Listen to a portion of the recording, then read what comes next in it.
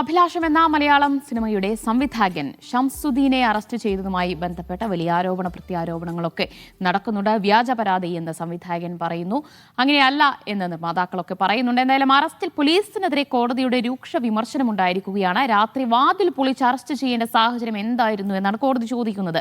എല്ലാ കേസിലും ഇതുപോലെ തന്നെയാണോ പ്രവർത്തിക്കുന്നത് എന്നും സ്റ്റേഷനിൽ രജിസ്റ്റർ ചെയ്ത മറ്റ് കേസുകളിലെ പ്രതികളെയും ഇങ്ങനെ പിടികൂടാറുണ്ടോ എന്നും കോടതി ചോദിച്ചു. ഹിൽ പാലസ് SHO നേരിട്ട് ഹാജരായി വിശദീകരണം നൽകണമെന്നും തൃപ്പൂണിത്തുറ മജിസ്ട്രേറ്റ് കോടതി നിർദ്ദേശിച്ചു.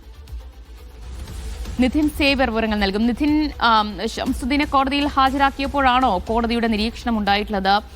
പോലീസിനെതിരെ എന്തൊക്കെ വിമർശനങ്ങളാണ് ഇപ്പോൾ മജിസ്ട്രേറ്റിന്റെ ഭാഗത്തുനിന്ന് ഉണ്ടായത്?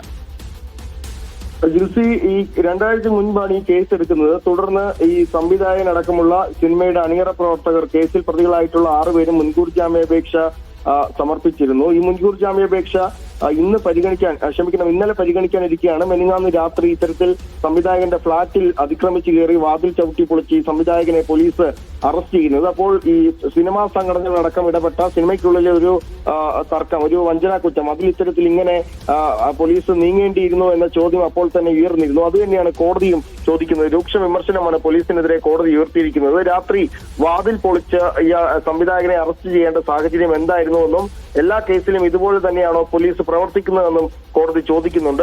സ്റ്റേഷനിൽ രജിസ്റ്റർ ചെയ്ത മറ്റു കേസുകളിലെ പ്രതികളെയും ഇങ്ങനെ പിടികൂടാറുണ്ടോ എന്നും അറസ്റ്റ് നടപടിക്രമങ്ങൾ കൃത്യമായി പാലിച്ചിരുന്നോ എന്നും കോടതി ചോദിച്ചിട്ടുണ്ട്. ഇന്നലെ ഷംസുദ്ദീനെ മെനിങ്ങാന്ന് രാത്രി അറസ്റ്റ് ചെയ്ത് ഇന്നലെ രാത്രിയോടെയാണ് കോടതി മജിസ്ട്രേറ്റിന്റെ വീട്ടിൽ ഹാജരാക്കുന്നത്. ഈ സമയത്താണ് ഇത്തരത്തിൽ രൂക്ഷ വിമർശനം ഉന്നയിക്കുന്നത്. ഒപ്പം തന്നെ മറ്റു പ്രതികളുടെ ഈ മുൻകൂർ ജാമ്യാപേക്ഷ പരിഗണിച്ച സമയത്തും കോടതി സമാനമായ വിമർശനം ഉന്നയിച്ചിരുന്നു. ഏതായാലും ഹിൽ പാലസ് SHO ഇന്ന് രാവിലെ 11 മണിക്ക് കോടതിയിൽ നേരിട്ട് ഹാജരായി. ഇത് ഒരു വ്യാജ പരാതിയാണ് എന്നല്ലേ ഷംസുദ്ദീന്റെ വാദം? തീർച്ചയായും ഷംസുദ്ദീൻ അങ്ങനെയാണ് പറഞ്ഞത്. അതായത് ഈ സിനിമയുടെ നിർമ്മാതാവ് നൽകിയ പരാതി ഹാർഡ് ഡിസ്ക് തട്ടിയെടുത്തു, ഒപ്പം ഷൂട്ടിംഗ് നീട്ടിക്കൊണ്ടുപോയി 4 കോടിയോളം രൂപയുടെ നഷ്ടം സംഭവിച്ചു, ഒപ്പം കാറും ലാപ്ടോപ്പും തട്ടിയെടുത്തു തുടങ്ങിയ പരാതികളായിരുന്നു നൽകിയിരുന്നത്. ഇതിൽ ഏതായാലും ഇന്ന് SHO നേരിട്ട് ഹാജരായി ഒരു വിശദീകരണം നൽകാൻ കോടതി ആവശ്യപ്പെട്ടിട്ടുണ്ട്.